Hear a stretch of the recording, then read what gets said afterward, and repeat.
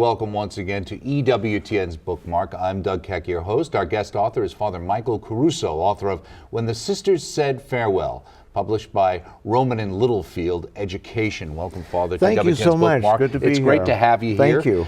Way back in the beginning of the year, you were on with Father Mitch. That's right. On the live show, and unfortunately at that time we didn't quite connect. My fault, and it's great that we were able to get you back here. Good to be back to talk about this. When the Sisters Said Farewell, the transition of leadership in Catholic elementary schools. And as I would say, as Father Groeschel would say, I guess I was a sister's boy, at least from 5th grade on. We were taught by, in grammar school, Mercy Sisters, and then in high school, Mercy and Dominican. Wonderful. And, you know, so I have a great love for the sisters who really sacrificed a lot. And I didn't realize until I got older how much they really sacrificed. And you talk about it in this book. Tremendous amount of sacrifices. And we talk about some of the stories of their anecdotes and experiences that they had of, you know, missing meals on kind of a crummy diet, or sacrificing for the kids, not getting the kind of dental care they might have been able to receive. And just really depending a lot on the goodwill of people that was often there in the parishes. But they did make a lot of personal sacrifices, and they did it with great joy and love. Mm-hmm. Now, what was behind this book? Did someone ask you to write this book, or was this something you felt called to do? I felt called to do this. When I wrote this book, I was a professor at Loyola Marymount University, and we had begun a program there in Catholic school administration, and I was the director of that particular program. And so several of the courses I taught were on Catholic school leadership, the history of Catholic schools. And one of the questions that kept coming up, everyone knows the quantitative story, that the sisters were this great workforce and powerhouse of the church, especially through the 60s up into the 70s, early 70s, and then almost overnight they diminished. So we knew those numbers.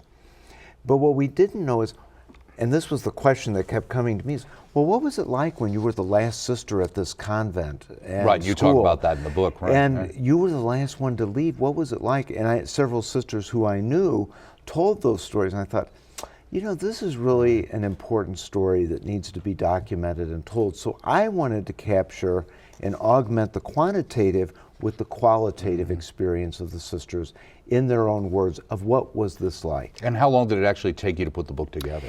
It probably took me about 2 good years. I had a sabbatical that I was very grateful for, that gave me some time to go around and do some interviewing around the country, but also then just the writing and having great colleagues in the education field.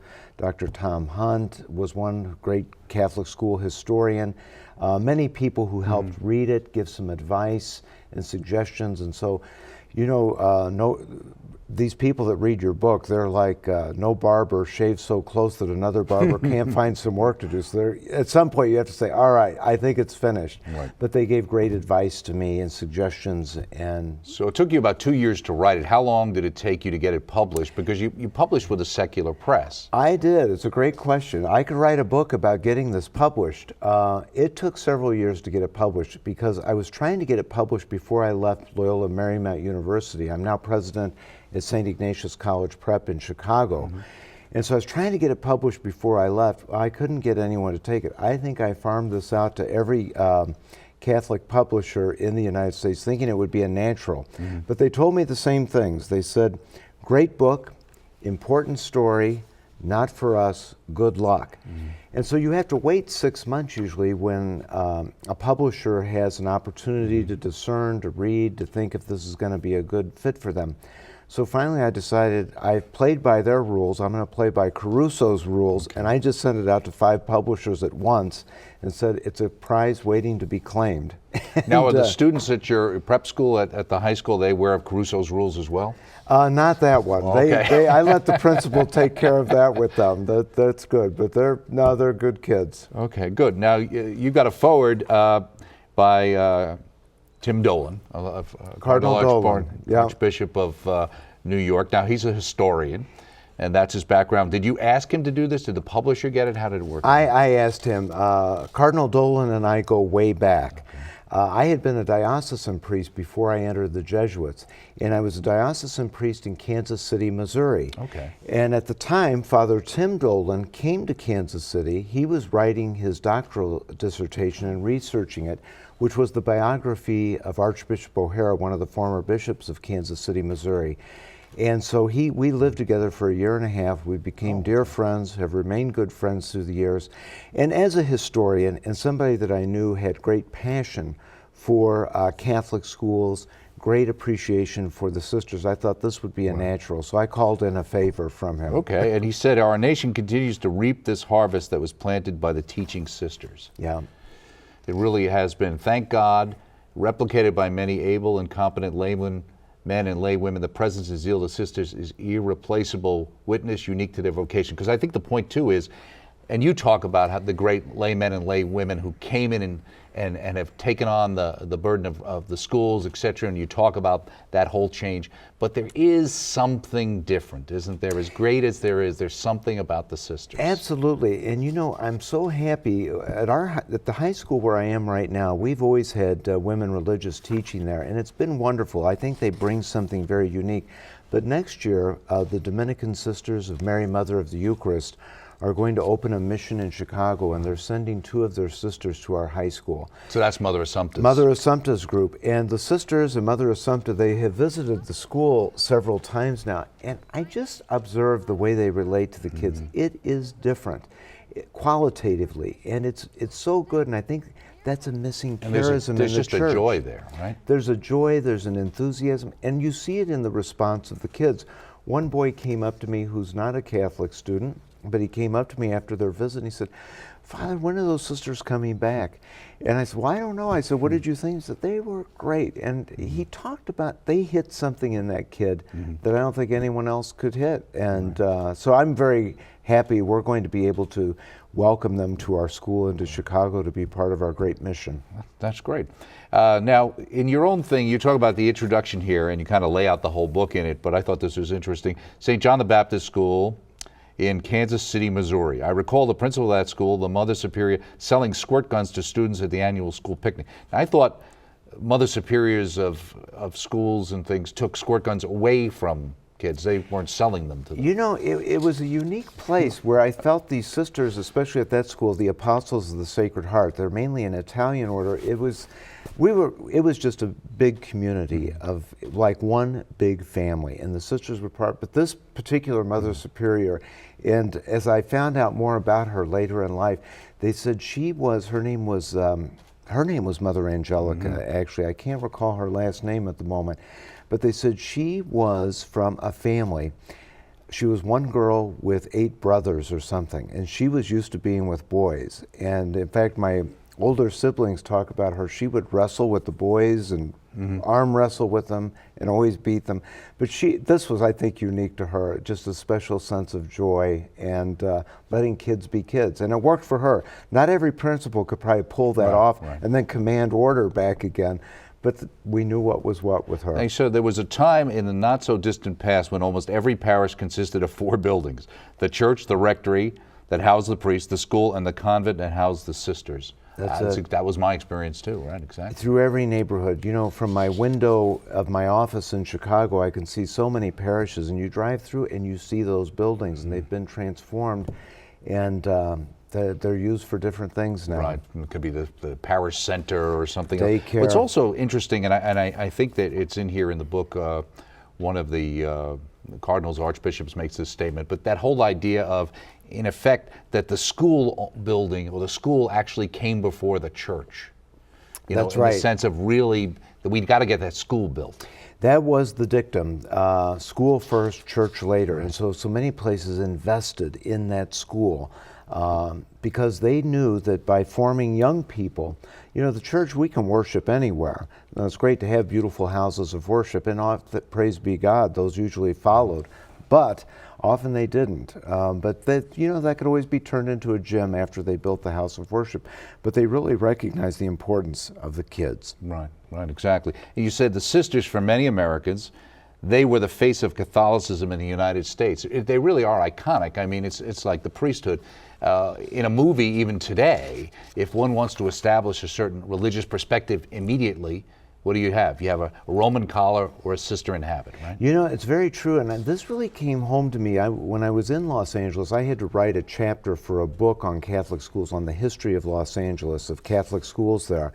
And the Daughters of Charity were the first group to come. They came from Emmitsburg. They had quite a trip around to get there.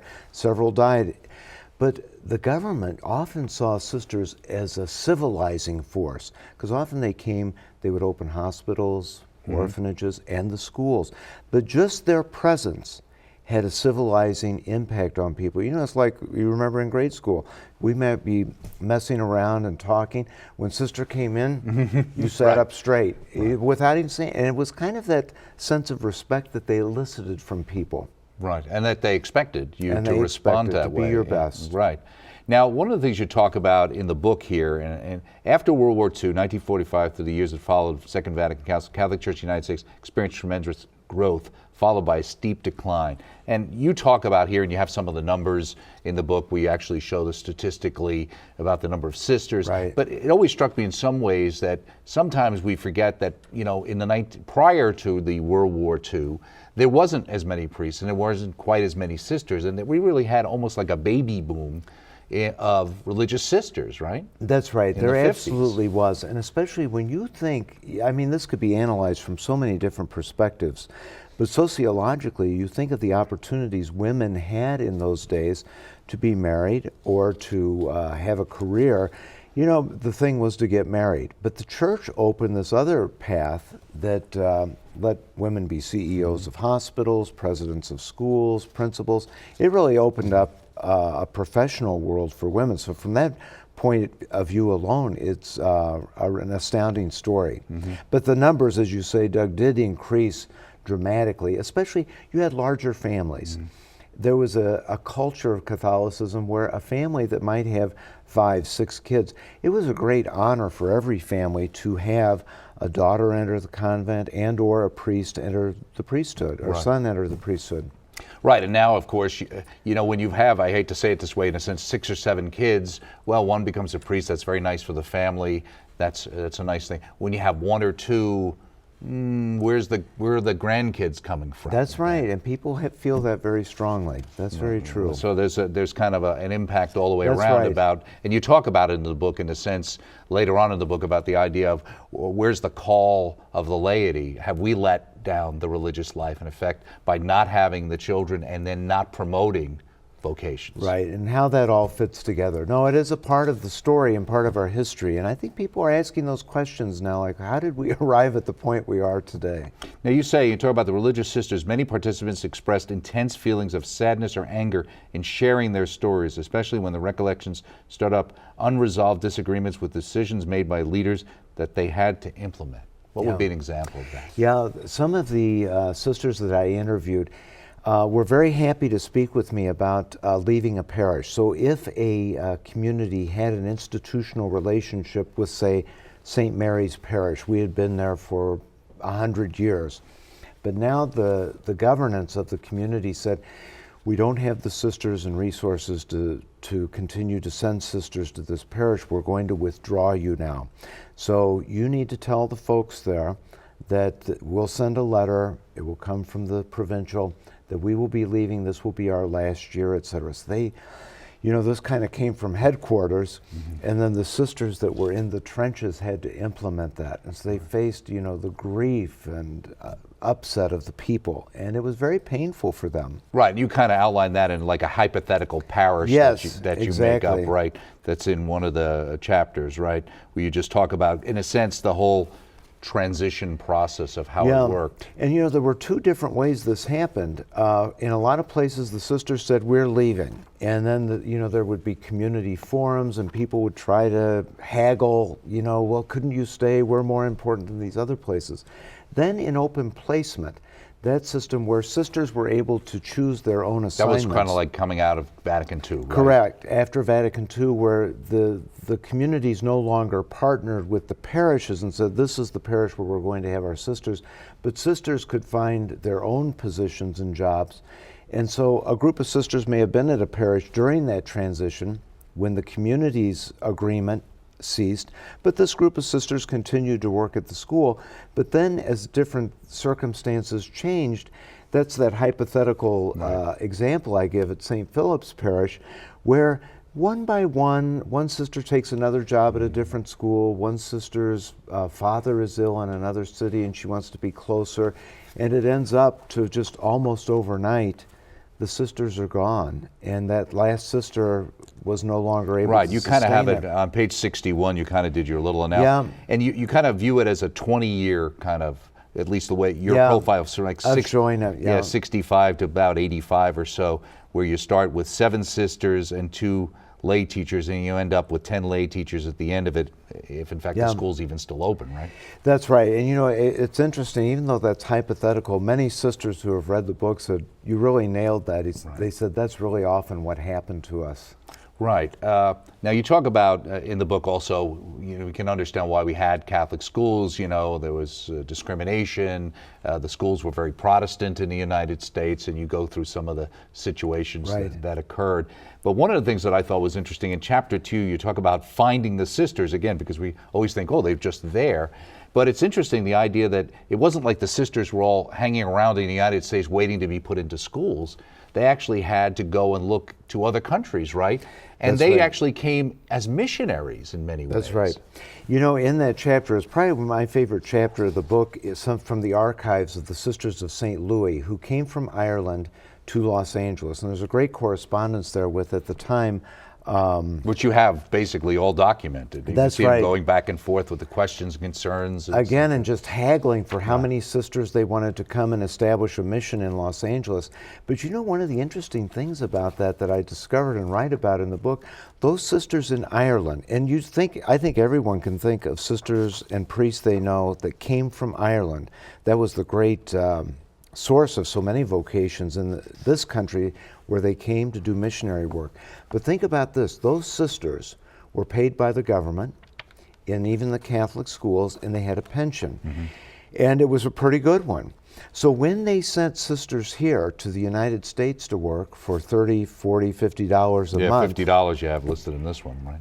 The sisters and the government and the people in Ireland were subsidizing that missionary work here in the United States. Right, because on page 22, it looks like it was 2,000 pounds a year was the salary there versus $50. I thought there was a great line from Mother Columbanus, who says, and you have a picture of her in the book as well with the sisters, I wish there was no need to put such mercenary questions, but I have explained in a former letter. She goes to talk about the money. And I had an economics professor look at that, and he did, you know, kind of the study of what that would have been worth at the time. That was $9,520.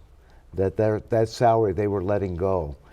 And so, you know, again, going back to that idea of sacrifice, you think, that was really something. But also, there's not only the financial side of that, but many of these sisters thought they might not see their families again. And I think you recall in that the story, I interviewed one of the first sisters to come, and she said, Mother Columbanus, who was going to travel with them, said, now we're going down to the ship tomorrow. Your families will be there to say goodbye. There will be no tears.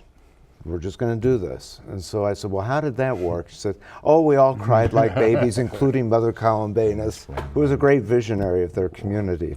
Now in chapter 3, because you break it up into basically 11 chapters, preparing the sisters for teaching and making sacrifices. And you talk about this because this is, again, the mentoring system was the dominant model of teacher preparation, supplemented by academic degrees and official credentials. I mean, that was one of the things I didn't realize, that in many of these cases, the sisters really weren't that well educated per se. They had just graduated from high school, and you know, the great pioneers who researched this was Sister Mary Peter Travis, a Dominican sister, was my dissertation director, and Sister Kavina Keating. And they wrote about this mentoring system, which was amazing because these girls basically finished high school. They went into the novitiate for a couple of years, and there was such a demand for the sisters, they ended up then going to the schools. But they were in schools, in convents, with, you know, some great mentor teachers and some intermediate, but they kind of learned all these things as they went along. And so they would sit down through the weekend, everybody would do their lesson plans together, and you could just imagine somebody saying, I'm having trouble getting this concept across. Well, here's what you need to do, try this. And so it was a great mentoring Well, you system. think about it, so many ways in the past, the whole apprentice kind of That's idea. it. And the idea of how many jobs, when you actually go there, that you look at, well, I have the academic basics for it, but I really learn from doing and from the other people who I'm working with. Right? That makes so much sense, sure. You might have the qualifications and some of the skill set, but how do you apply those in this particular situation? And so the sisters were great pioneers for that. Well, you say you have some sisters coming into your school, right? That's right. Now, you're not the pastor of the parish, but you're the president. So let me ask you, the models of pastors, which are put down here as Father Hostile, Father Schizophrenia, Father Laissez-faire, and Father Engaged. I'm assuming you'd like to believe that you're Father Engaged. Yes. Okay. Well, why did you think it was important to list these kind? Is this what you got from talking to the sisters of the different kinds of pastors they had to deal with? I did. You know, that was not a question I had when I wrote this book. I had done a study several years ago with seminarians about their attitudes towards parishes with schools, because you often hear pastors griping about the school. You know, the kids are there, they don't go to church, it's costing us so much money, we don't have the money for this. And it is a big and difficult burden for pastors. And I had been in parish work, and no one works harder than those guys. Mm-hmm. So my hat's off to them, I'm on their side. But when I was researching this book, it was not a research question, but the sisters always talked about the pastor, and I thought, I'm going to have to pay attention to this, because this is something, a whole chapter emerged from this, because as one sister said, they make or break the assignment. Mm-hmm. And so, as I started asking the sisters, I noticed there were models that were emerging and attitudes, and those were the 4 models that came through, going from the guy who wanted nothing to do. He was hostile, he wanted to close it, he saw the school as sifting off all the money and energy and resources, and it wasn't paying off in the evangelization line. But then you all the way across to people with pastors, the laissez-faire guy who would say, you know, you're the principal, you run the school, whatever you need, tell me, I'll be there, but don't bother me with stuff. And then you had the other guy that said, well, I'll show up and be a little bit more engaged, and was more like Switzerland. Right. And then you had the guy that really said, hey, this is a great resource for evangelizing and bringing people together and building the parish community.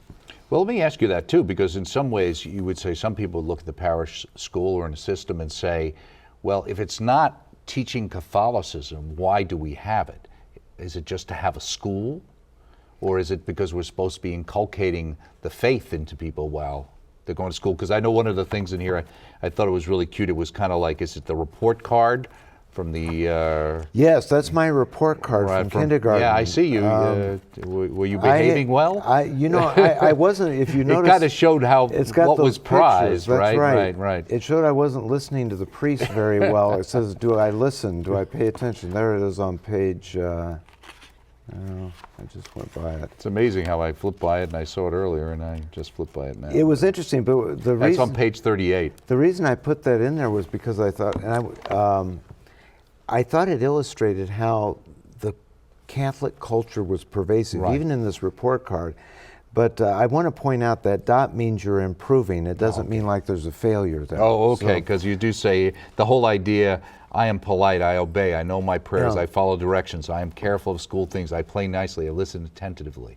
All of those things. Not whether you're self-actualizing in kindergarten. That's right. I've come a long way since then. But you're doing much better. So you have all different, you're working with pastors, changes in religious life and departures. You talk about all of those things in the book. And I think a lot of people are always interested in the whole idea of the renewal of religious life as directed by Vatican II. You mentioned the whole idea of the open placement system. One of the things that struck me too, it was the idea of, in looking at their charism, the idea that the fact that the Catholics had moved from an urban setting to a suburban setting, and the school wasn't in an urban setting but in a suburban parish, had an impact almost on the way some of the sisters saw that, in the sense of their charism of, well, these people really aren't poor. Do they really need us? Could they afford? I'm kind of looking into what they're saying, and I thought that was interesting. That idea that because they would become a suburban parish, that would have an impact as well. Yeah, I think as Catholics were moving up